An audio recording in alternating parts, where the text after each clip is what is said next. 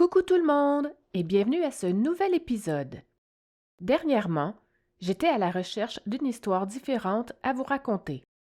J'essayais d'en trouver une mettant en scène une femme psychopathe, ou du moins une femme ayant causé la mort autrement que pour se défendre ou par empoisonnement. Je voulais une histoire qui sorte de l'ordinaire. J'ai lu quelque part que les cas de meurtre sexuel commis par des femmes sont extrêmement rares. Dans 99% des cas, ce sont des hommes qui commettent ce genre de crime. Je me suis donc vite rendu compte qu'il n'y en avait pas des masses au Québec, sauf peut-être une. Mon nom est Nini la Terreur et je suis impatiente de vous raconter cette nouvelle histoire. Vous êtes prêts? C'est parti! Il était une fois l'histoire de Rémi Allaire. Le 9 août 2010, Rémi Allaire, 65 ans, est porté disparu. Des recherches sont immédiatement lancées. 2 jours plus tard, sa Hyundai Elantra grise sera localisée par la Sûreté du Québec. Le véhicule a été retrouvé dans un stationnement situé sur la rue Saint-Jean-Baptiste à Victoriaville. À l'intérieur se trouvait le portefeuille de M. Allaire, ainsi que de l'argent. Comme il n'y avait aucune trace du disparu, les policiers remorqueront la voiture afin de procéder à des analyses plus approfondies. Cette découverte mettra temporairement un frein aux recherches effectuées par une cinquantaine de bénévoles de la MRC d'Arthabasca et de l'Érable. Pour l'instant, ils devront tous patienter le temps que les enquêteurs puissent les orienter pour la suite de la marche à suivre. M. Allaire se trouve être en fait le propriétaire d'une bleuetière située à Sainte-Hélène-de-Chester, un petit village du Québec situé dans la municipalité régionale du comté d'Arthabasca et de la région administrative du centre du Québec. Il aurait été vu pour la dernière fois le lundi après-midi alors qu'il quittait une framboisière de Princeville qu'il venait de visiter afin d'y vendre ses bleuets. Au moment de sa disparition, cet homme de 5 pieds 4 et de 150 livres portait un pantalon noir ainsi qu'une chemise à manches longues et il portait également un appareil auditif. Des membres de sa famille diront aux enquêteurs que Rémi souffrait de la maladie de Ménière et qu'il devait absolument prendre sa médication sur une base régulière. Pour ceux qui ne le savent pas, la maladie de Ménière est un trouble de l'oreille interne dont les symptômes caractéristiques sont le vertige spontané et épisodique, la perte auditive neurosensorielle unilatérale, l'acouphène et la sensation de plénitude auditive. Le tableau clinique de cette maladie varie beaucoup selon les patients. À cette étape-ci de l'enquête, les proches de Rémi continuent de garder espoir de le retrouver en vie, même si les circonstances de sa disparition deviennent de plus en plus mystérieuses et inquiétantes. La découverte d'un corps. Quelques heures seulement après la découverte du véhicule abandonné, des employés du motel à la Clairefontaine, situé à Plessisville, vont faire la découverte d'un cadavre. Selon les premières informations sorties à la suite de cette découverte, on va apprendre qu'un individu en aurait fait la location vers 8 heures ce matin-là et serait déjà reparti une demi-heure plus tard. Ça, c'est louche. Ces informations ne seront cependant pas immédiatement validées par les autorités policières. La Sûreté du Québec, qui considère bien sûr cette mort comme étant suspecte, va transmettre le dossier au service des enquêtes sur l'intégrité de la personne, qui, eux, procéderont ensuite au prélèvement d'empreintes digitales. Une autopsie du corps sera rapidement faite, mais les résultats obtenus ne seront toutefois pas dévoilés immédiatement. Rémi Allaire reste quand même toujours porté disparu, le temps de faire les vérifications pour savoir si ces deux affaires pourraient être reliées. Les enquêteurs croient que l'identité du corps, ainsi que la cause de sa mort, pourrait rapidement être dévoilée. En fait, ce sera dès le lendemain que nous apprendrons que le cadavre retrouvé dans la chambre 33 de ce motel est bien celui de Rémi Allaire, cet exploitant d'une bleuetière porté disparu depuis 2 jours. Pour des raisons reliées à la complexité de l'enquête en cours, un porte-parole de la SQ indiquera toutefois qu'il faudra attendre encore quelque temps avant d'en savoir davantage sur ce qui est réellement arrivé. Les enquêteurs diront que pour encore quelques jours, ils ne feront aucun commentaire en ce qui a trait aux circonstances, à la nature du meurtre ou bien à l'enquête en tant que telle. Ils refuseront également de préciser si la Sûreté du Québec est déjà sur une piste quelconque ou bien si des gens ont déjà été arrêtés ou interrogés relativement à cette affaire. Tout ce que nous apprendrons pour l'instant est que le corps de Rémy se trouvait à une trentaine de kilomètres de sa voiture retrouvée. Arrestation. 2 personnes seront assez rapidement arrêtées en lien avec cet horrible meurtre.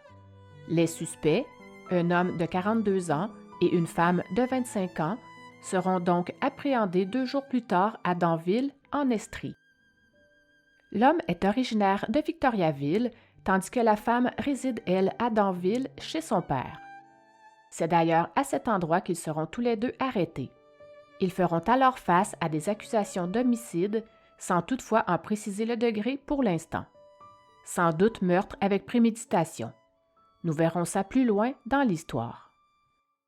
Selon certaines rumeurs, ce crime aurait pu avoir été commis dans un appartement du 77 de la rue Saint-Jean-Baptiste à Victoriaville, soit à l'endroit même où le véhicule du défunt avait été retrouvé. En fait, on apprendra assez rapidement que la voix avait changé les serrures de cet appartement et était déménagée en douce le lendemain de la découverte du corps et de la voiture. Dans le but de récolter des preuves, un hélicoptère et des enquêteurs de la SQ seront aperçus dans les environs de la rue Saint-Jean-Baptiste et de la rue Michel à Victoriaville, mais aussi à proximité de la route 255 à Danville. D'autres policiers auraient également été vus faisant le guet ainsi que fouillant plusieurs contenants à déchets aux alentours. On apprendra d'ailleurs plus tard qu'ils y avaient trouvé des morceaux de chair humaine. La comparution. Le lendemain de leur arrestation, Patrick Lavoie et Vanessa Tremblay vont comparaître au palais de justice de Victoriaville afin de faire face à des accusations de meurtre non prémédité. On en apprendra alors un peu plus à propos de ces 2 suspects. Il y a tout d'abord Lavoie, un grand costaud qui n'en est pas à sa première affaire devant un juge de la Cour du Québec. Il a en fait pas mal traîné devant la justice à au moins une quarantaine de reprises. Les faits qui lui ont été reprochés datent de la fin des années 1980 jusqu'à cette nouvelle arrestation en 2010. Il avait d'ailleurs été remis en liberté quelques semaines seulement avant de commettre ce nouveau délit. Belle justice.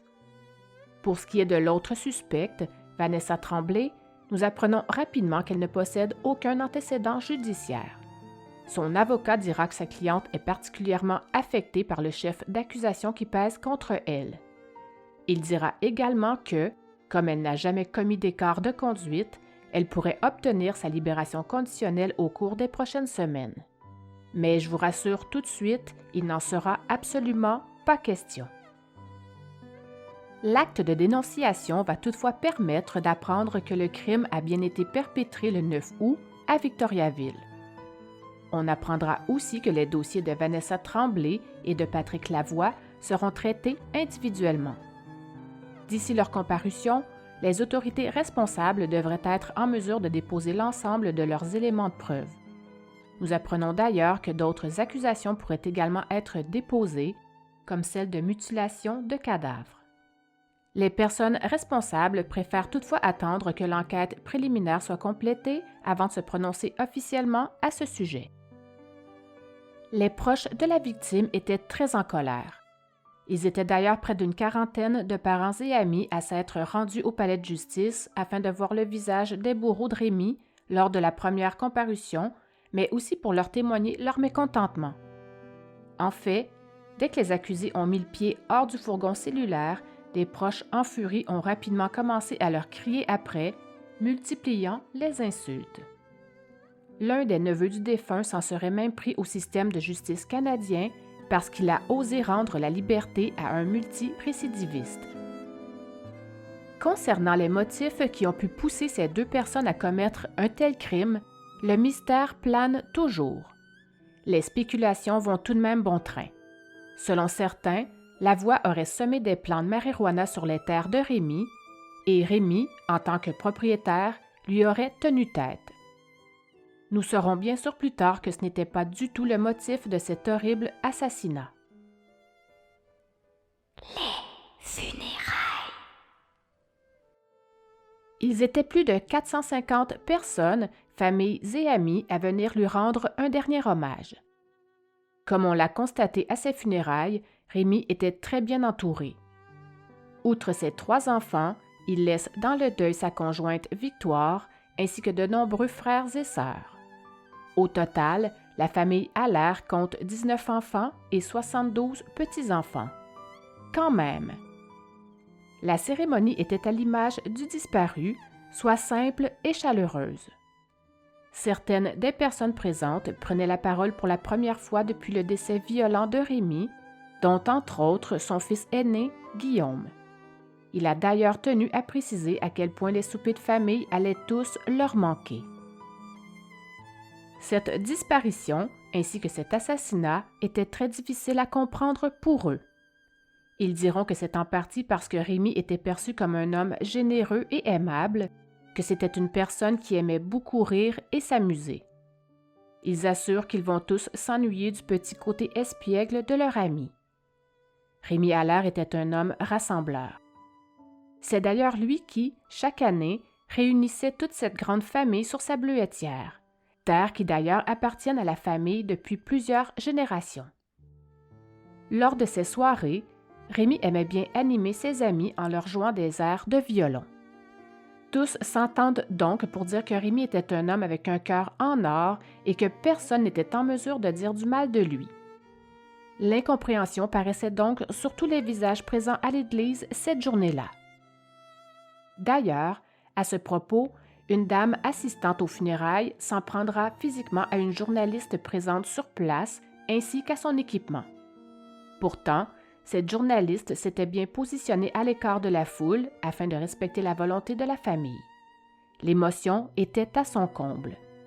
Par chance, cet écart de conduite est toutefois resté sans conséquence. Un peu plus d'une semaine après ce tragique événement, ses proches avaient encore les émotions à fleur de peau. Durant ce temps, les 2 suspects sont enfin mis derrière les barreaux.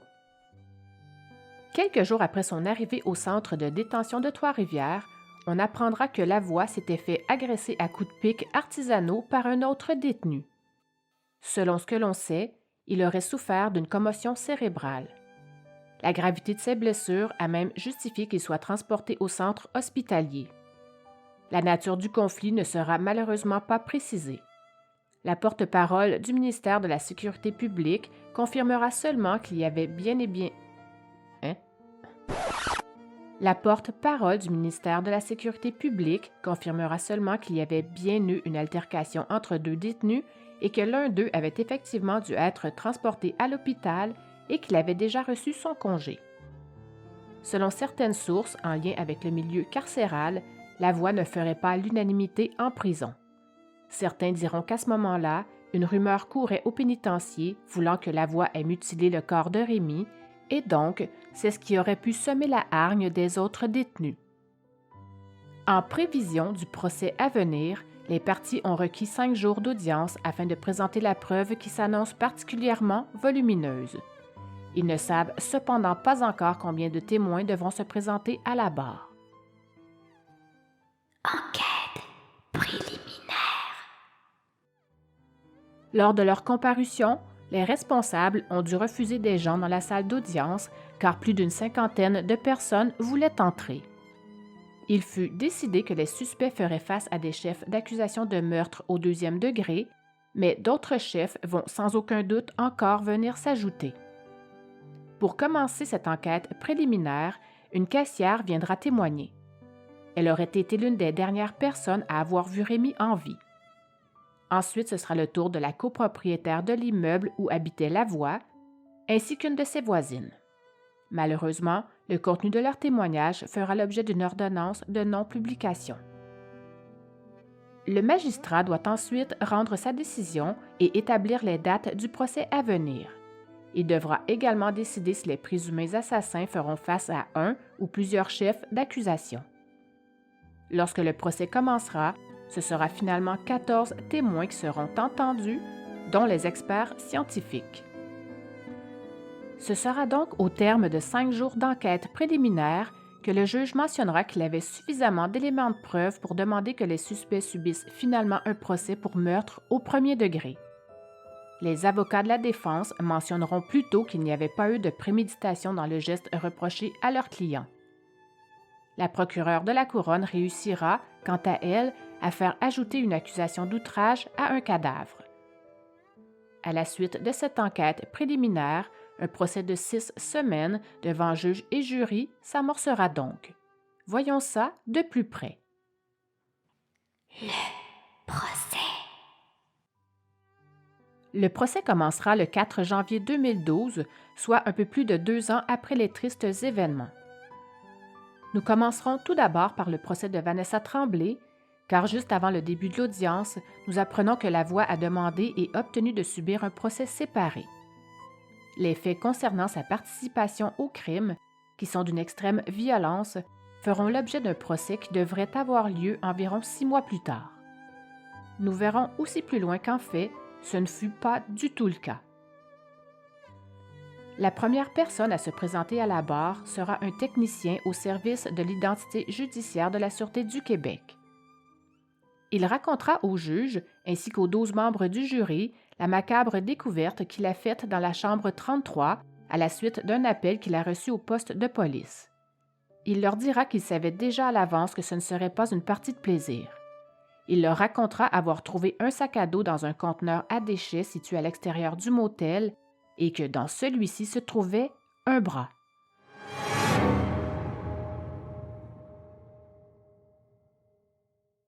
Mais ce n'est pas tout. Une fois dans la chambre, lui et son coéquipier vont également mettre la main sur 2 valises contenant, tenez-vous bien, les autres membres de la victime. My God, je trouve ça tellement effrayant. Selon leur première constatation, des indices leur laissaient croire que ça faisait un certain temps que le corps se trouvait là. En fait, depuis 2 jours. Ils diront également que l'état de la chambre leur indiquait plutôt que ce n'était pas à cet endroit que le crime avait été commis. Ce sera une lettre retrouvée dans une des valises incriminantes, sur laquelle figurait le nom de Patrick Lavoie, son adresse et son numéro de détenu de la prison d'où il venait de sortir 1 mois plus tôt, qui amèneront les enquêteurs à se rendre au 71 rue Saint-Jean-Baptiste à Victoriaville, son appartement, afin d'y fouiller son logement. On est très loin du meurtre parfait ici. L'appartement en question, très bien entretenu, fera d'ailleurs sourciller les officiers qui s'y rendront. En y regardant de plus près, ils vont tout de même y voir quelques traces rougeâtres sur le plancher, ainsi que sur la porte de la salle de bain. Un des policiers dira d'ailleurs que le plancher était tellement propre qu'on aurait dit qu'il avait été ciré. L'utilisation du luminol va permettre de confirmer qu'il y a eu du sang dans une bonne partie de l'appartement et que tout avait bien sûr été nettoyé. Les enquêteurs sont également allés vérifier les bacs à vidange situés à l'extérieur de cet appartement. Ils y ont cette fois trouvé des vêtements ensanglantés, des serviettes et des débarbouillettes souillées, des couteaux et des ciseaux, ainsi que des tonnes de gants de latex. Malgré qu'il s'agisse ici du procès de Vanessa Tremblay, la mère de Lavoie va tout de même devoir se présenter à la barre pour donner son témoignage. Elle viendra tout d'abord mentionner qu'elle n'en revenait toujours pas que son fils ait pu s'adonner à de tels sévices. La dame de 67 ans va dire, et je la cite, « Ce qu'il a fait et ce qu'il m'a fait, ça ne se fait pas. On ne fait pas ça à sa mère. Ça ne se fait pas. » Elle ajoutera alors, « En ce qui me concerne, je n'ai plus de fils. » En fait, on apprendra que Mme Rini aurait été impliquée malgré elle dans ce meurtre violent. Effectivement, la veille de la disparition de M. Allaire, Mme Rini avait accepté de faire un lift à Vanessa, qui lui avait mentionné avoir besoin de certaines choses chez Canadian Tire. Après avoir attendu Vanessa plusieurs minutes dans sa voiture, elle décidera d'aller voir ce qu'il en est à l'intérieur. Elle verra sa belle-fille à la caisse, avec un panier bien rempli, en attente de payer ses emplettes. En s'approchant d'un peu plus près, elle verra beaucoup mieux le contenu du panier en question. À l'intérieur se trouvait une panoplie de produits nettoyants, une vadrouille, une machine à découper la viande, ainsi qu'une boîte contenant une scie circulaire, sans doute celle qui aurait servi au démembrement du cadavre.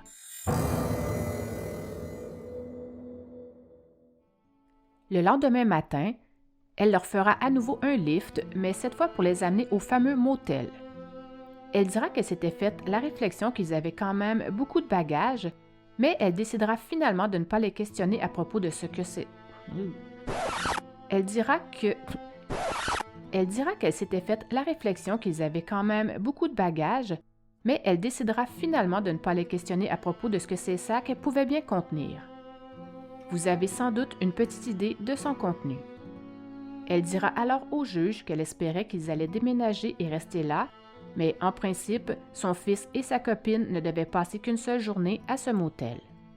C'est donc pour cette raison que Mme Rini sera ensuite très surprise de recevoir un autre appel de son fils en fin de journée, lui demandant encore un lift. Il lui demandera cette fois de l'amener à nouveau à son appartement, puis lui demandera ensuite s'il peut aller dormir chez elle.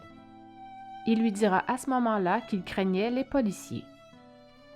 Malgré l'absurdité de la situation, sa mère ne lui posera aucune question et ne fera non plus aucun commentaire. À ce propos, elle dira « Ça fait 20 ans que mon gars me donne du trouble avec la justice et avec des maladies qu'il n'a pas. Au fil des ans, j'ai appris que tout ce qu'il me disait était faux, alors je ne pose plus de questions. Quelle tristesse quand même! » Au fil de son témoignage, on en apprendra un peu plus sur son fils. On sait que ses premiers démêlés avec la justice remontent à 1986. La voix n'avait pas encore atteint la majorité alors qu'il commettait un vol à main armée à Arthabasca. Il avait alors été condamné à purger sa peine dans la communauté. Ensuite, il fut également condamné en 1997, en 1998, en 1999, en 2004 et en 2008 pour des chefs d'accusation allant du vol aux menaces, en passant par la fraude, les voies de fait, l'extorsion, l'intimidation et la supposition de personnes. Bref, comme je dis souvent, un maudit bon gars. Lorsqu'elle sera questionnée à propos des antécédents de son fils, Mme Rini va confier qu'elle ne connaissait que certains faits. Elle mentionnera alors « Je ne suis pas au courant de tout, mais je sais qu'il a commis des vols et qu'il a battu des gens pour de l'argent.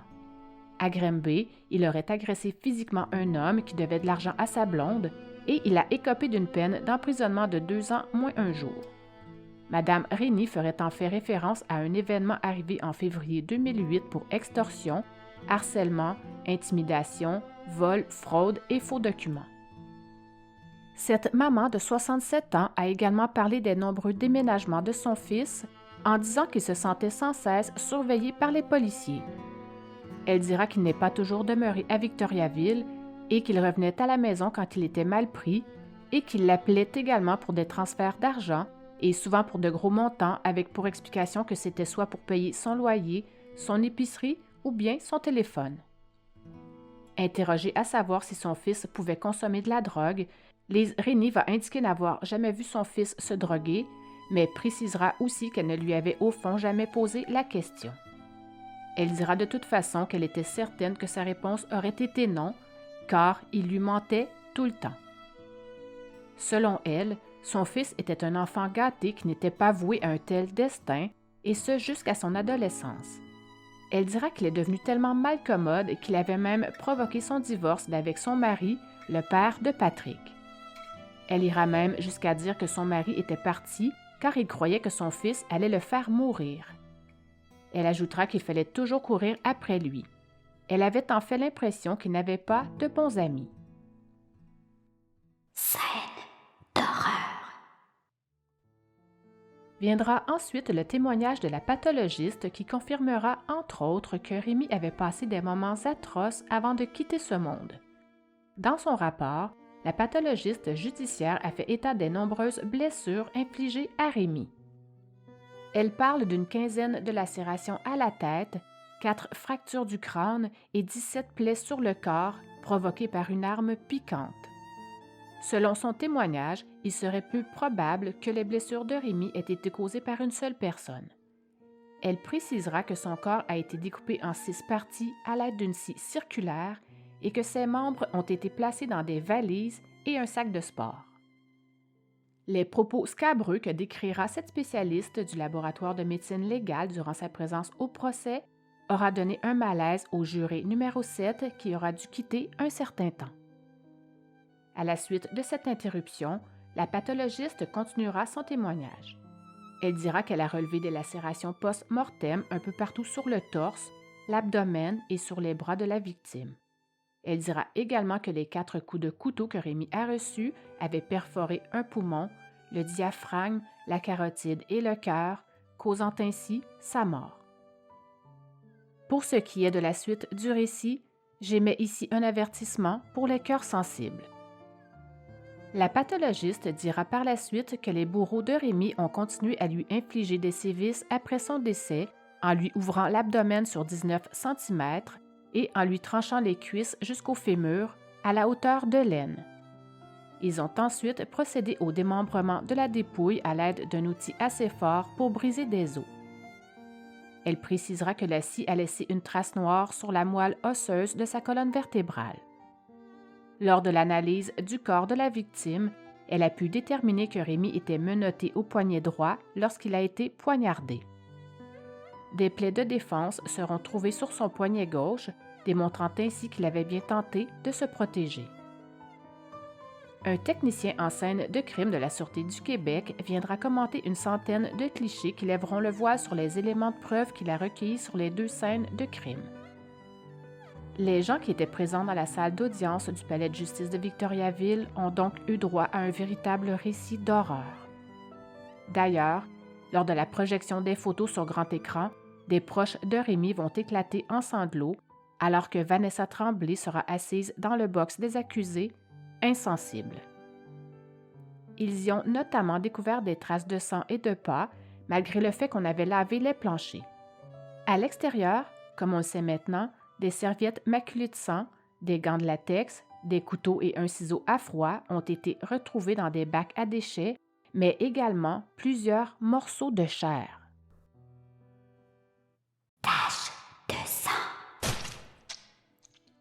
Au 8e jour du procès, une experte en études de Au 8e jour du procès, une experte en études de taches de Au 8e jour du procès, une experte en études de taches et de projection de sang du laboratoire de sciences. Au 8e jour du procès, une experte en études de taches et de projection de sang du laboratoire de sciences judiciaires et de médecine légale viendra témoigner à son tour. Elle fera savoir que l'ADN de Vanessa a été relevé sur un mégot de cigarette trouvé dans un conteneur extérieur de l'appartement de Lavoie. Elle viendra aussi dire que le sang de Rémy a également été retrouvé sur une des camisoles de Vanessa, mais aussi sur un jeans retrouvé et saisi dans le chalet de son père. Mais ce n'est pas tout. En combinaison avec d'autres profils génétiques, celui de Vanessa Tremblay a aussi été prélevé sur un gilet de type kangourou, découvert 7 fois dans la chambre 33 du motel Clairefontaine. Ce gilet portait également l'ADN de Patrick Lavoie. La biologiste judiciaire a aussi fait savoir que les profils génétiques de Tremblay, de Lavoie et de celui de Rémy Allaire se retrouvaient sous une sandale bleue que les policiers ont découverte dans un bac roulant au logement de la rue Saint-Jean-Baptiste. L'experte dira avoir analysé au total 111 pièces fournies par les policiers et effectué 5 prélèvements sur la scène de crime de l'appartement de Lavoie. La scientifique a révélé notamment n'avoir relevé que le sang de la victime chez lui. Elle dira que c'est dans la première chambre qu'elle a constaté la plus grande concentration de sang dilué et que c'est à cet endroit qu'elle a aussi constaté qu'un important nettoyage y avait été fait. Comme on le sait maintenant, plusieurs conteneurs ont aussi été fouillés tant au motel qu'à l'appartement de Lavoie. Parmi les éléments analysés provenant d'un de ces conteneurs, 3 morceaux de chair ont été trouvés et l'un des morceaux contenait le profil génétique de Rémy. Quant au sac et aux 2 valises saisies au motel Plessis-Villois, l'experte est venue confirmer la présence prédominante de l'ADN de Lavoie sur la poignée du sac de sport. Elle a aussi prélevé 2 autres profils, dont celui d'une femme qu'elle n'a cependant pas pu identifier. Le sac à dos, quant à lui, présentait une combinaison d'ADN d'au moins 2 personnes, soit celui de Rémy et celui de Lavoie. Pour ce qui est de l'analyse de la scie circulaire, La biologiste mentionnera qu'elle était couverte de chair et que la lame en était brisée. Au motel Clairefontaine, une serviette à main contenant du sang de Rémy sera trouvée, mais également sur un morceau de papier trouvé dans la poubelle. Une grande serviette montrait aussi une combinaison du profil de 2 personnes, dont celui de Lavoie ainsi que celui d'une femme. Cependant, certaines analyses n'ont rien révélé du tout, comme celle de la voiture de la mère de Lavoie. Aucune trace de sang ne sera non plus trouvée sur les bras et les mains de ce couple maudit. Co-détenu.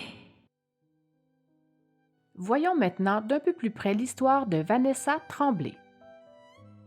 Laurie-Anne Day, une ex-détenue et confidente de Vanessa durant son séjour à la prison d'Orsonville, viendra témoigner pour la couronne. Cette femme purgeait une peine de 15 mois de prison quand elle a fait la connaissance de Vanessa. Depuis le début des années 1990, Laurie-Anne a à son actif de nombreux antécédents judiciaires concernant des crimes mineurs comme méfaits publics, fraude et vol. Gaspésienne d'origine, elle s'est retrouvée à la prison avec l'accusé Tremblay après avoir fait une fausse déclaration aux policiers pour une histoire de violence conjugale. En fait, lors de son arrestation, elle aurait fait une fausse déclaration à la police où elle disait que son conjoint l'avait séquestrée puis violée 5 fois à la pointe d'un fusil, mais bon, à la suite de son séjour derrière les barreaux, elle est quand même repartie vivre avec le même conjoint. Chacun ses choix, on ne juge pas. Cependant, dans le but d'avoir la paix et d'éviter les problèmes à l'intérieur des murs clos de la prison, elle aurait dit aux autres détenus qu'elle s'y trouvait pour le meurtre de son conjoint. Pourquoi pas? Si les affirmations de ce nouveau témoin s'avèrent exactes, les dernières heures de la vie de Rémy Allaire constituent un récit effrayant.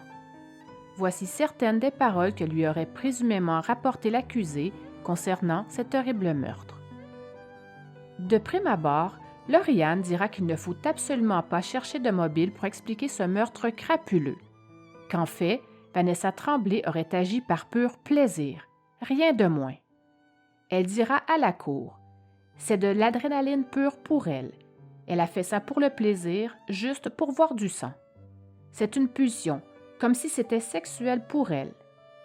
Elle ajoutera que Vanessa lui aurait aussi confié être une psychopathe et qu'elle aimerait bien commettre d'autres meurtres en sortant de prison, qu'elle avait même hâte de recommencer. Belle mentalité. Vanessa lui aurait également confié que Rémy était vraiment fait fort pour son âge et que ça l'avait frustré. Elle lui aurait confessé qu'il avait mis beaucoup de temps à mourir. Le pauvre, il ne comprenait alors absolument rien de ce qui lui arrivait. Vanessa aurait alors confié à sa coloc de cellule avoir regardé Rémy dans les yeux pendant qu'il rendait l'âme. Ensuite, elle aurait poursuivi sa confession en lui expliquant avoir démembré sa victime à l'aide d'une scie. Inutile de vous spécifier ici que tous ces détails morbides ont eu un fort impact dans l'assistance. La colère et l'émotion des proches de Rémy étaient palpables, mais ils ont tout de même réussi à garder leur calme. Vanessa aurait confié à Laurie-Anne que dans la chambre à coucher du logement rue Saint-Jean-Baptiste, Patrick Lavoie avait frappé Rémy Allaire violemment à la tête à de nombreuses reprises, pendant qu'elle le piquait partout sur le corps. Elle lui a confié que Rémy les suppliait de l'achever pour mettre fin à ses souffrances. Elle lui confiera même qu'il avait déféqué à un certain moment. Elle lui racontera qu'une fois mort, elle lui a coupé la tête, les jambes et les bras avec une machine à découper la viande qu'elle était allée acheter chez Canadian Tire avec la mère de Lavoie. En riant, elle lui aurait dit « Ça m'a pris toute la soirée, calice, pour savoir comment ça marche, cette machine-là. » Elle se serait même vantée s'être payée un petit extra en découpant le pénis de Rémy et qu'une fois décapitée, elle et Patrick avaient même joué au hockey avec sa tête sur le plancher de l'appartement. C'est là qu'elle lui aurait confié « Vous autres, votre adrénaline, c'est de voler. Moi, ma jouissance, c'est de voir gicler le sang. » Cet horrible récit avait d'ailleurs jeté un froid dans la salle d'audience et avait soulevé l'indignation des proches de Rémy et de certains membres du jury qui hochaient la tête. En pleurs et incapable de poursuivre son récit, c'est à ce moment du procès que Laurie-Anne Day demandera de faire une pause d'une vingtaine de minutes pour lui permettre de reprendre le dessus sur ses émotions. À son retour à la barre, elle poursuivra en disant que Vanessa était allée laver ses vêtements dans une buanderie et en avait aussi jeté quelques-uns dans les bacs à ordures de l'appartement de Lavoie. Elle lui racontera aussi avoir été frustrée à la suite du meurtre, du fait que Lavoie n'aurait pas voulu participer aux travaux de nettoyage avec elle après le crime. Quelle injustice pour Vanessa! Elle a donc dû se taper tout le ménage de l'appartement seule. Comme Lauriane D. devait être libérée de prison environ 1 mois après l'arrivée de Vanessa, et que Vanessa était persuadée qu'elle obtiendrait une libération en attente de son procès, elle projetait alors d'aller la rejoindre en Gaspésie pour fuir avec elle, d'abord au Nouveau-Brunswick et par la suite dans l'État du Maine. Vanessa lui a alors donné une lettre pour qu'elle puisse la poster à Lavoie à sa sortie de prison, mais Lauriane a plutôt décidé de montrer cette lettre aux agents du pénitencier. Bravo! De plus, Lauriane a aussi fait parvenir cette fameuse lettre à son superviseur de la prison pour lui dire que, si Vanessa sortait, il allait y avoir un autre meurtre et qu'elle voulait rencontrer des enquêteurs pour leur dire ce qu'elle savait. C'est donc le 7 septembre 2011, le jour de sa libération, qu'elle va rencontrer les enquêteurs de la SQ affectés à ce dossier. À la suite de ces témoignages très difficiles à entendre, une autre co-détenue viendra elle aussi raconter les confidences que Vanessa lui aurait faites. Josée Chouinard est une femme de 45 ans de Rimouski. Elle purgeait une peine de 4 mois de détention à la prison d'Orsonville à Québec à l'automne 2010, en même temps que Vanessa. Cette Rimousquoise avait perpétré un vol par effraction dans une friperie, ce qui lui avait donc valu ce séjour. Elle aura eu des conversations avec Vanessa Tremblay à au moins 3 reprises. Vanessa lui aurait confié que de voir le sang gicler la faisait jouir et aussi qu'elle avait menotté Rémi, mais que c'est son copain qui l'aurait poignardé. Josée confiera à la cour que Vanessa lui paraissait froide, impassible et ne semblait éprouver aucun remords quand elle lui faisait ses confidences. Vanessa aurait même utilisé le mot « décapité » en faisant allusion à la victime et aurait de nouveau confié que si elle obtenait un cautionnement pour sa remise en liberté, avoir l'intention de tuer une autre personne, soit la mère d'un adolescent de 13 ans venant de son village natal. Ça donne vraiment froid dans le dos. À une autre occasion, sur une table de pique-nique de la cour de la prison, Vanessa viendra lui confier avoir menotté Rémi Allaire dans le dos et que son chum Lavoie l'avait ensuite piqué à plusieurs reprises. En fait, c'est carrément le contraire des confidences qu'elle a faites à Lauriane. Josée va alors préciser que ce qui la choquait surtout, outre les détails scabreux qu'elle entendait, était l'attitude de Vanessa, le fait qu'elle ne semblait éprouver aucun remords. C'est à partir du moment où Josée a appris qu'il avait été question de décapitation qu'elle a commencé à se tenir loin de Vanessa. À sa sortie de prison, elle confessera les aveux que Vanessa lui a faits sur un site Internet d'un journal, car selon elle, les policiers de Rimouski ne s'intéressaient pas du tout au crime à l'extérieur. La SQ va tout de même prendre connaissance de son histoire et va ensuite envoyer chez elle 2 enquêteurs qui travaillaient déjà à ce dossier. Dans sa déclaration, Josée leur dira que sa principale motivation était d'empêcher un autre meurtre. L'avocat de la défense va ensuite mettre près de 4 heures à démolir la crédibilité de ces 2 anciennes détenues en passant une à une leur condamnation judiciaire. On s'en serait bien douté. Lors de ce contre-interrogatoire, les filles seront pressées de questions. Lauriane se contredira d'ailleurs à quelques occasions et sera même confuse par moments. Cependant, se défendant de mentir, elle indiquera au jury, en les regardant droit dans les yeux, qu'elle témoignait de son plein gré et que donc personne ne l'obligeait à le faire.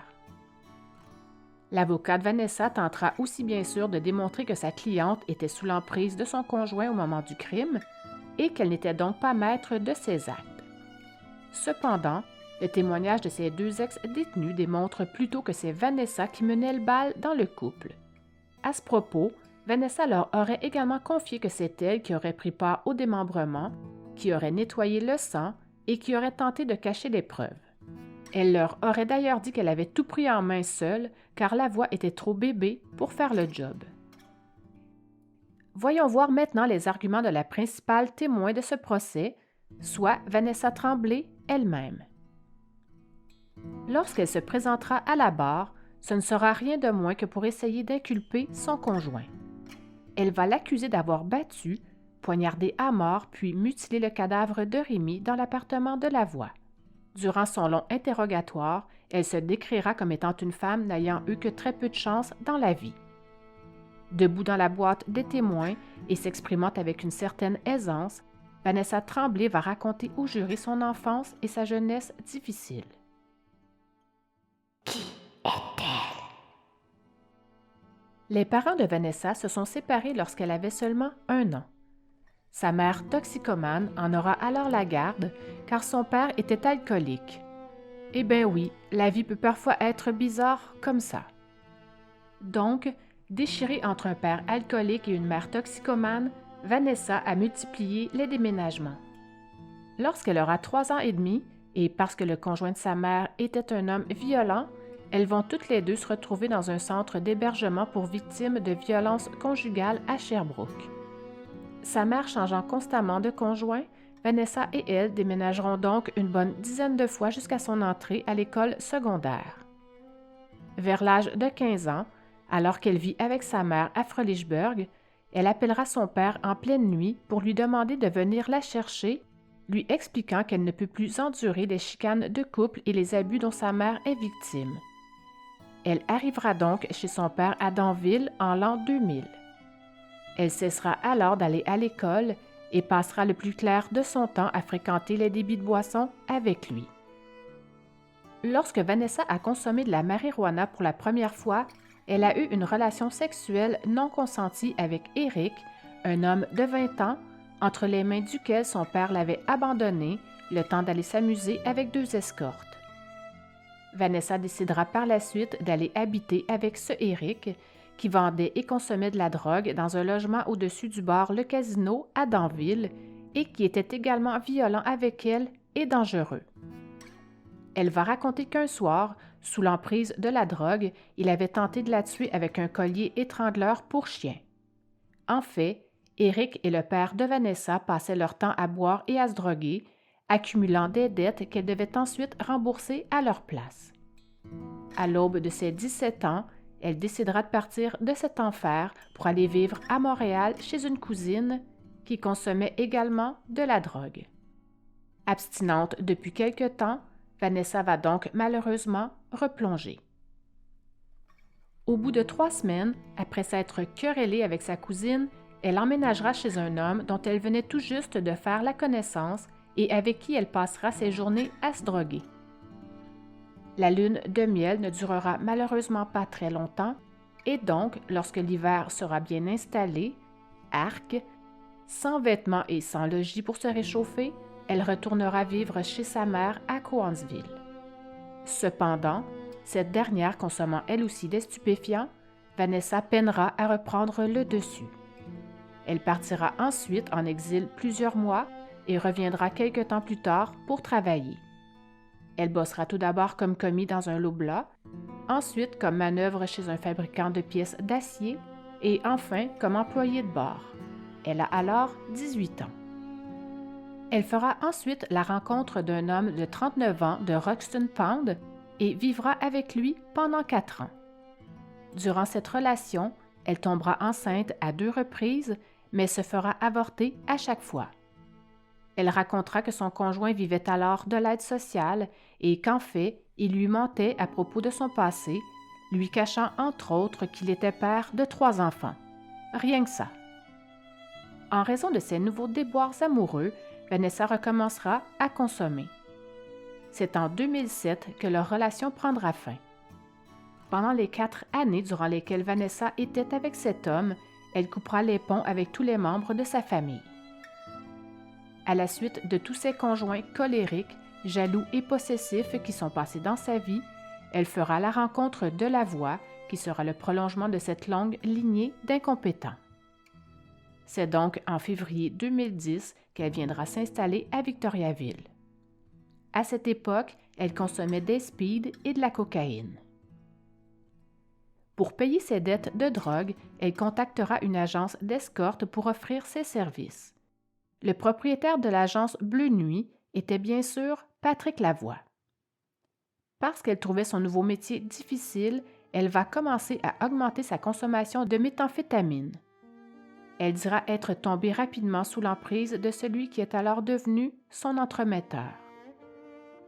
Selon elle, plus elle avait de clients et plus Lavoie devenait jaloux et agressif envers elle. Elle dira aussi qu'il lui arrivait même de s'en prendre à elle physiquement. Elle mentionnera d'ailleurs qu'après chaque client, Lavoie l'attachait sur le lit et la forçait à avoir des relations sexuelles avec lui. Elle ajoutera que, écœurée de la situation, elle avait même essayé de se pendre.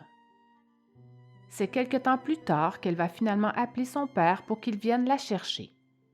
Cependant, au bout de quelques jours, prise de remords, elle retournera à Victoriaville retrouver Lavoie. Nous sommes maintenant rendus au dimanche 1er août 2010, soit un peu plus d'une semaine avant le meurtre. Vanessa va donc petit à petit recommencer à recevoir des clients, dont l'un d'eux était nul autre que Rémi Allaire, sa future victime. Vanessa va dépeindre Lavoie comme étant un homme paranoïaque, agressif et manipulateur qui consommait des speeds régulièrement. Elle va d'ailleurs soutenir qu'il était fortement intoxiqué lors de cet odieux crime. Dans son témoignage, elle indiquera qu'elle vivait sous le joug de Lavoie. Elle soutiendra que c'est lui qui a tué Rémi Allaire et qu'elle n'a été qu'une spectatrice impuissante et terrifiée par ce meurtre. Elle dira qu'il exerçait une emprise complète sur elle et que c'est pour cette raison qu'elle l'aurait aidé à camoufler son crime après qu'il eut tué Rémi. Il faut savoir que Lavoie était à la tête d'une agence d'escorte et plaçait des annonces dans les journaux locaux pour y dénicher ses clients. On apprendra surtout que son agence d'escorte ne comptait en fait qu'une seule prostituée, Vanessa. What the fuck? À ce qu'il paraît, il n'entendait pas du tout à rire avec quiconque osait s'aventurer près d'elle. Les règles, qui étaient au nombre de 3, étaient très strictes. Les clients devaient porter un préservatif, ne pouvaient pas non plus s'adonner au plaisir bucco-génital, disons ça ainsi, et ne pouvaient pas non plus embrasser sa demoiselle. La peine pour une infraction à l'une de ces règles s'est donc avérée être la mort. Durant son témoignage, elle racontera avoir eu Rémi Allaire comme client en juillet, mais également durant le week-end précédant son assassinat. Bien qu'il soit impuissant, il était tout de même revenu une 3e fois requérir ses services au cours de cet après-midi fatidique. Ils ont alors eu des rapports sexuels sous la surveillance de Lavoie, qui bien sûr se trouvait dans une pièce à proximité. Vanessa et Rémi se seraient donc livrés notamment à des jeux sexuels impliquant l'utilisation de menottes. Comme Rémi ne pouvait pas passer à l'acte et qu'il était gentil, Vanessa lui aurait donné plus de latitude concernant les baisers et c'est ce qui aurait mal tourné. Lavoie, qui s'était amouraché de son escorte, avait alors perdu les pédales et s'était jeté sur Rémi, toujours menotté, pour le frapper à coups de poing et le poignarder à mort.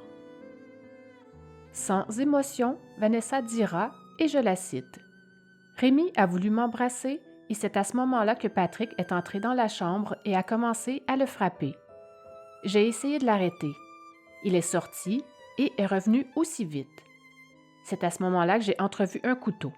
Je me suis tassée, je pensais que c'était pour moi. Il a commencé à le piquer à grands coups de couteau. Elle va alors affirmer ne pas comprendre pourquoi Lavoie s'en était pris de cette façon à Rémi. Paniqué, il aurait ensuite évoqué la solidarité de sa conjointe avant de la menacer de lui réserver le même sort si elle parlait. Une fois le meurtre achevé, les 2 co-accusés auraient alors transporté le corps de Rémi dans la baignoire, puis Vanessa aurait pris une douche avec le corps dans le bain avant de se rendre au Canadian Tire avec la mère de Lavoie pour y acheter des produits nettoyants et une scie. Après avoir nettoyé l'appartement toute la nuit afin de faire disparaître le bain de sang, les prévenus auraient amorcé le démembrement du corps de Rémi aux petites heures du matin. Une manœuvre qui aurait duré plus de 2 heures. À la fin de son interrogatoire, elle va nier les affirmations des 2 ex-co-détenus à qui elle se serait confiée. Elle va indiquer ne pas comprendre pourquoi ces deux femmes ont parcouru plusieurs centaines de kilomètres afin de raconter ces soi-disant faussetés. Elle affirmera également qu'il n'a jamais été question de ce meurtre lors de ses discussions avec elle et que l'une d'elles avait transformé tout ce qui lui avait été dit. En s'adressant aux jurés, elle leur dira qu'elle leur avait pourtant raconté la même chose qu'à eux.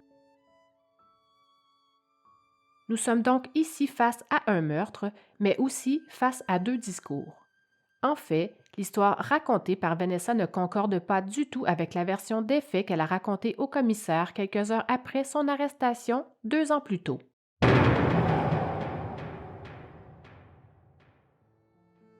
Lorsque l'enquêteur l'a interrogée au poste de police de Québec, elle aurait affirmé n'avoir jamais vu Rémi Allaire de toute sa vie et ni son véhicule, qui était pourtant stationné devant l'appartement de son conjoint. Elle aurait également indiqué aux policiers qu'elle ne consommait plus de drogue depuis au moins 1 an.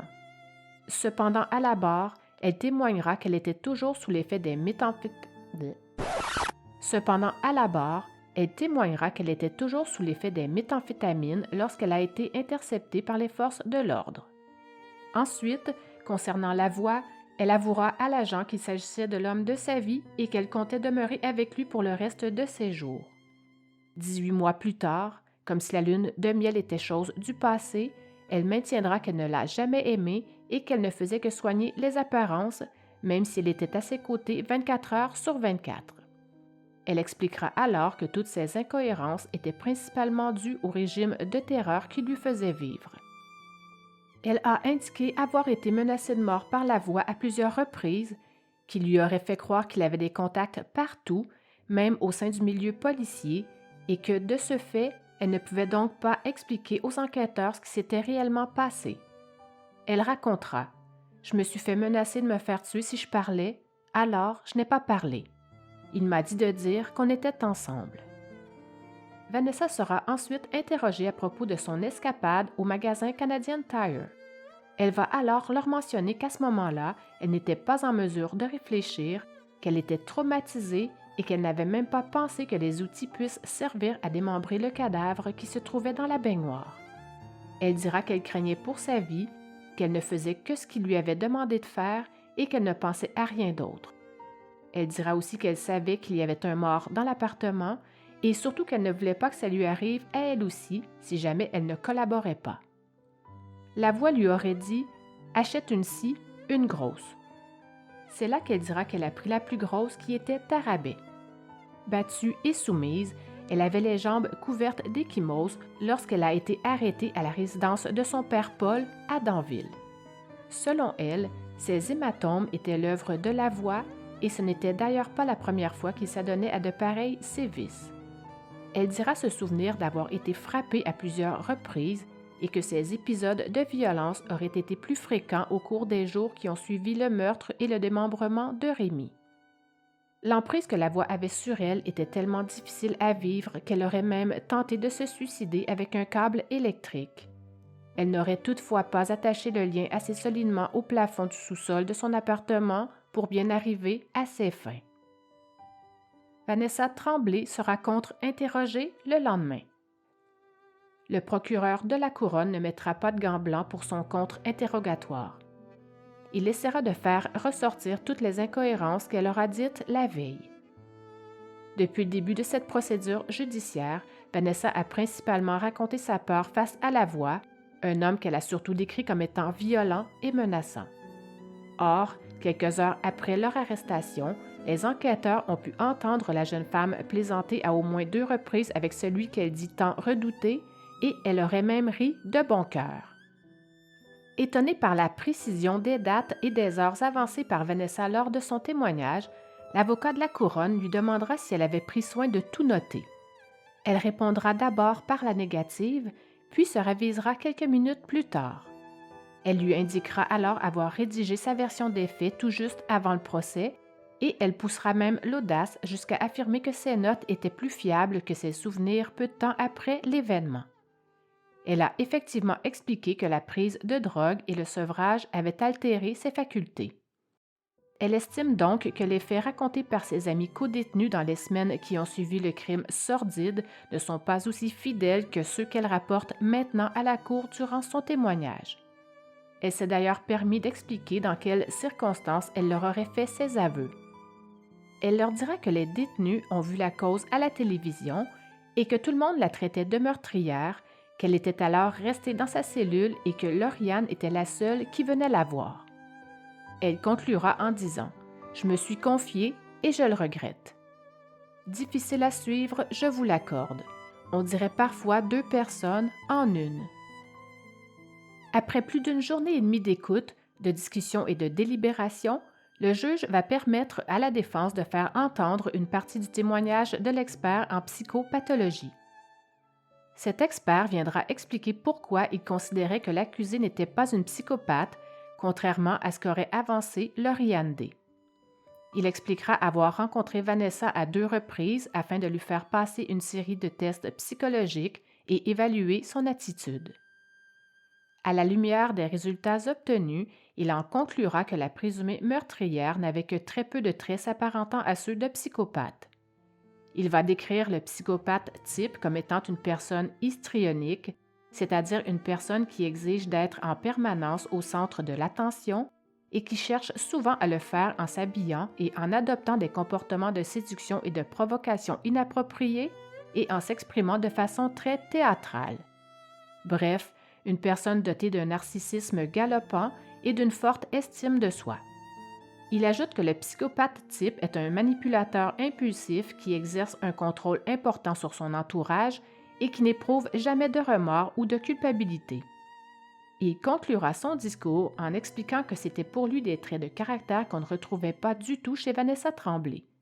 Laissez-moi tout de même en douter.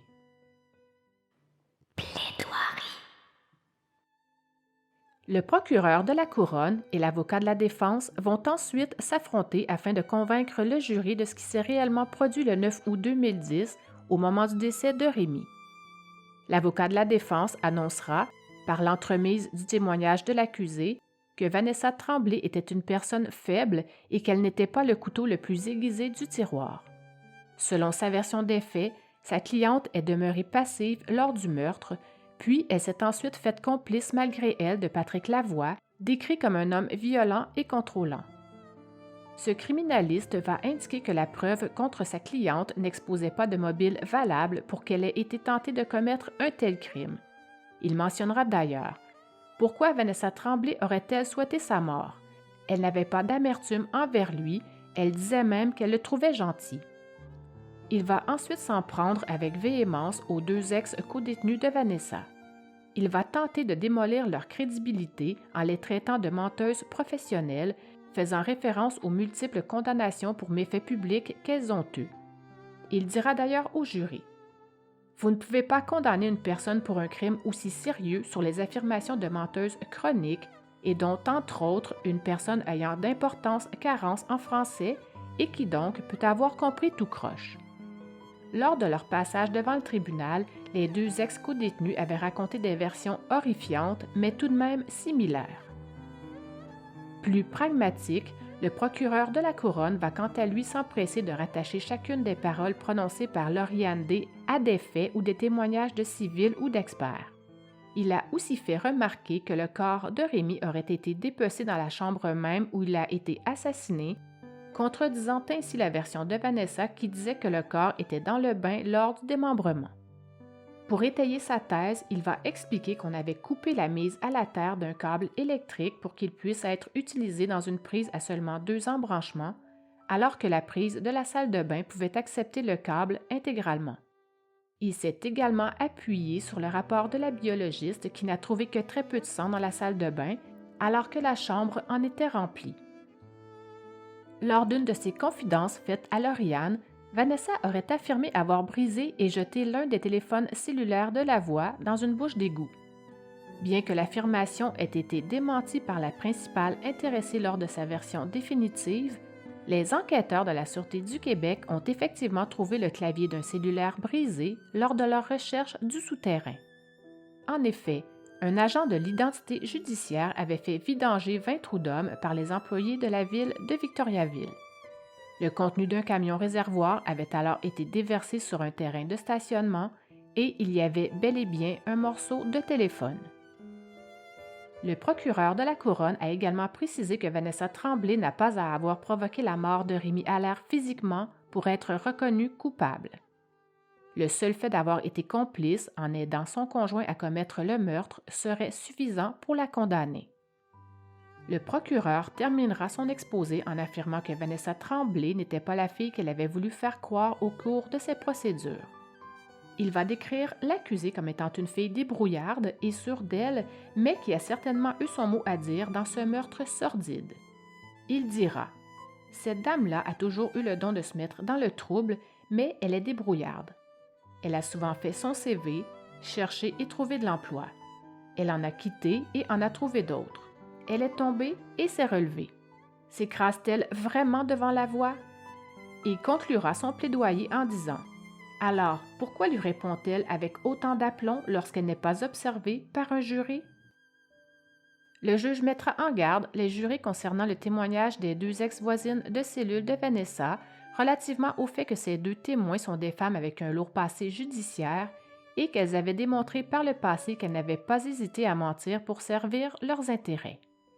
Il a quand même tenu à préciser que même si ces témoignages pouvaient paraître douteux et plus ou moins crédibles, le fait qu'ils soient corroborés par d'autres éléments de preuve ou le témoignage d'une autre personne peut les rendre valides. Le verdict. 5 semaines jour pour jour après le début des procédures, le juge de la Cour supérieure va séquestrer le jury, lui demandant de se pencher sur 4 possibilités de verdict. Les 7 femmes et les 5 hommes ont donc pris le chemin de la salle de délibération où ils étudieront la volumineuse preuve en quête d'une sentence. Au terme de leur débat, ils devront déterminer si l'accusé doit être trouvé coupable de meurtre prémédité, de meurtre non prémédité, d'homicide involontaire ou si elle doit être acquittée. Avant de prendre leur décision, les membres du jury avaient demandé à réentendre les témoignages de Lauriane D., de Vanessa Tremblay ainsi que celui de Lise Régny, la mère de Lavoie. Tout en leur donnant accès aux enregistrements, le juge les préviendra tout de même que s'ils commençaient l'audition d'un de ces témoignages, ils étaient tenus de l'écouter au complet. Juste pour vous donner une idée, le témoignage de Vanessa est d'une durée de 15 heures et pour l'ensemble des 3 témoignages, on parle d'une durée de plus de 27 heures d'enregistrement. Les jurés ont tout de même eu le choix de les écouter ou non. C'est donc après environ une dizaine d'heures de délibération que le jury rendra son verdict. Vanessa Tremblay, alors âgée de 27 ans, sera reconnue coupable de meurtre au premier degré.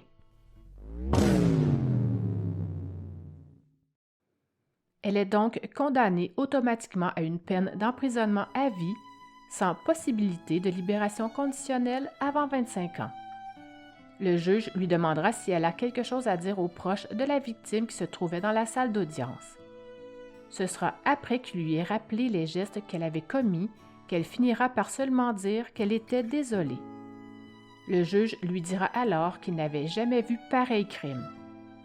Effectivement, au moment de prononcer la peine, le juge va tout d'abord féliciter les jurés pour leur travail, mais tiendra aussi des propos particulièrement cinglants à l'endroit de la meurtrière. Il dira que c'est la pire abomination qui lui ait été donnée de voir en 23 ans de pratique en droit criminel, qu'on ne peut même pas qualifier ces gestes de bestiaux, car même les animaux les plus sanguinaires ne se livreraient pas à pareille ignominie sur l'un de leurs semblables.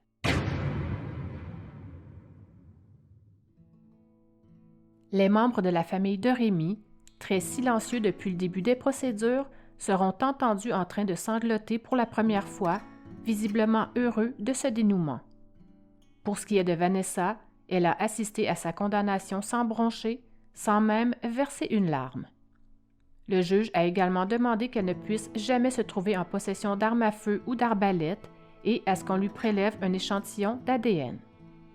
Par l'entremise d'une note écrite, la veuve de Rémy, Victoire Brûlé-Allaire, s'est adressée au tribunal quelques instants après le verdict. Après avoir remercié le jury de sa patience et de sa compréhension, elle a indiqué qu'un triste chapitre venait de se terminer pour sa famille. Elle a dit qu'elle n'entretenait pas le besoin de vengeance et que de toute façon, ce sentiment ne ramènerait pas Rémi. Parlant toujours en son nom et au nom de ses 4 enfants, elle a dit se sentir maintenant plus en sécurité à la suite de ce verdict. Procès de la voix. Presque 4 ans vont s'écouler avant le début de son procès, qui d'ailleurs aura été déplacé plusieurs fois et pour plusieurs raisons. Tout d'abord, par souci d'une saine administration de la justice, le juge de la Cour supérieure va vouloir déplacer le procès vers Trois-Rivières plutôt que Victoriaville en raison du procès fortement médiatisé de Vanessa. Le juge craignait surtout d'avoir de la difficulté à trouver 12 jurés qui ne seraient pas déjà au fait de cette histoire. Il préférait que les futurs jurés n'aient jamais entendu parler des éléments de preuve du premier procès. Il y a aussi le fait que Lavoie avait changé d'avocat à plusieurs occasions depuis sa mise en accusation. Le premier qui le représentait avait été trouvé coupable de voies de fait sur un policier. Misère.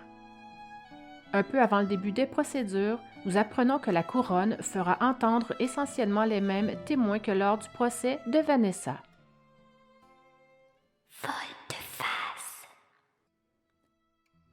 Une semaine seulement avant le début de son procès, Lavoie va décider de plaider coupable. Il plaidera donc coupable à une accusation réduite de meurtre au second degré, dont voici les explications. Contrairement à sa complice, il va plutôt choisir de régler ses dossiers avant le début de son procès. Le juge va d'ailleurs prendre soin de s'assurer que son plaidoyer était bien libre et volontaire et qu'il était pleinement conscient de ses gestes. Dans le box des accusés, Lavoie va notamment admettre souffrir de schizophrénie, mais ajoutera que sa maladie est bien contrôlée par une forte médication. Une personne reconnue coupable de meurtre au premier degré ne peut pas être libérée conditionnellement avant 25 ans. Dans le cas de meurtre au second degré, comme c'est le cas ici pour Lavoie, cette période se situe entre 10 et 25 ans. Nous savons d'ores et déjà que la couronne et la défense ont déjà annoncé au juge qu'une suggestion commune de peine allait lui être proposée. Avoir un procès devant jury constitue un gros projet en soi. De plus, un problème de témoins se présentait.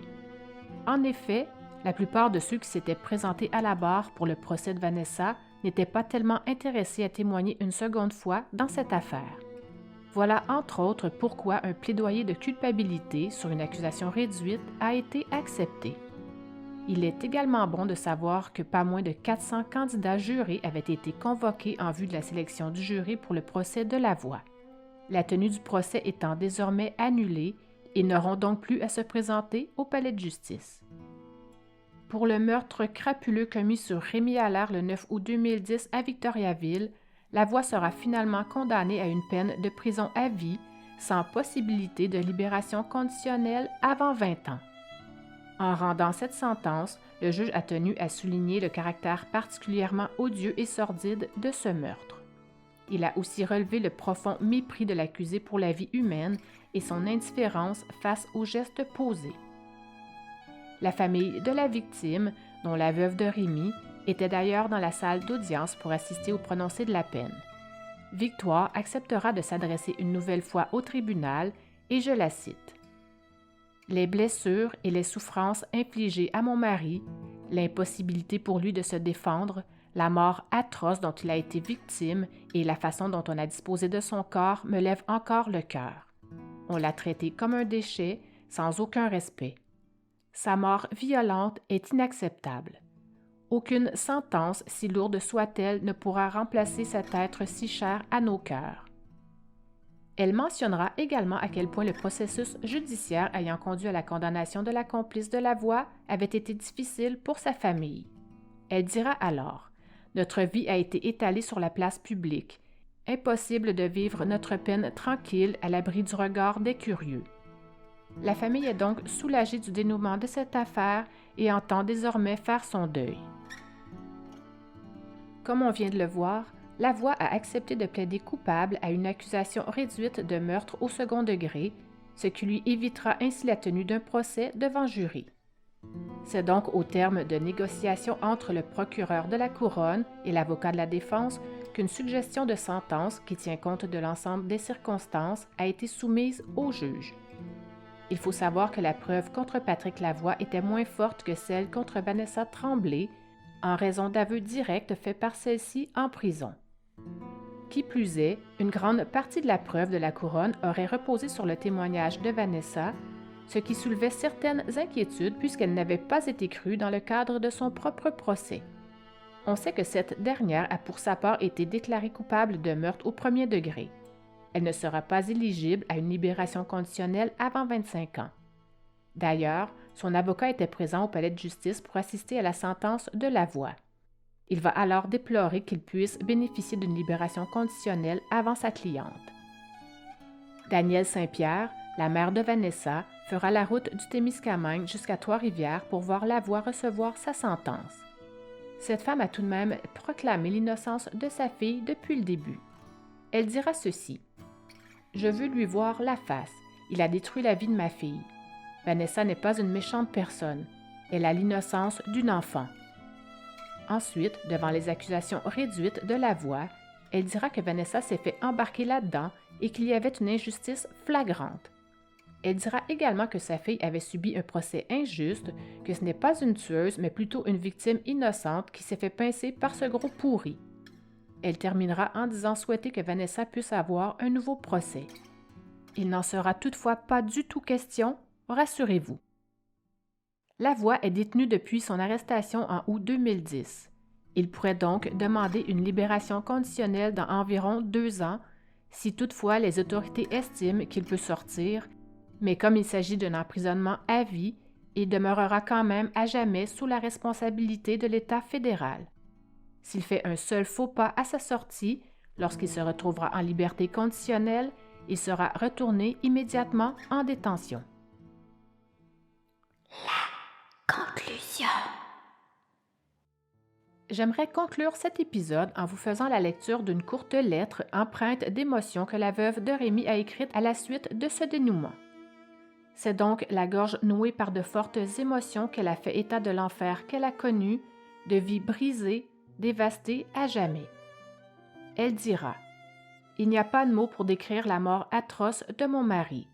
Ça me lève encore le cœur aujourd'hui. Rien ne peut combler le vide créé par la perte d'un être cher. J'ai cheminé, mais ma vie ne sera plus jamais la même. Chaque événement me rappelle cruellement son absence.